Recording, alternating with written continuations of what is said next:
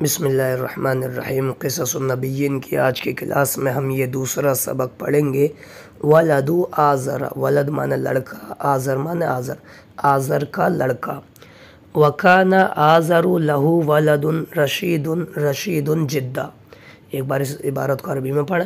و معنی اور، کان معنی تھا، آزر معنی آزر، لا معنی لیے، ہو معنی اس کے لیے یعنی اس کا، ولد معنی لڑکا، رشید معنی نیک، رشید معنی نیک، جدہ معنی بہت، اور آزر کا ایک بہت زیادہ نیک بہت زیادہ نیک لڑکا تھا۔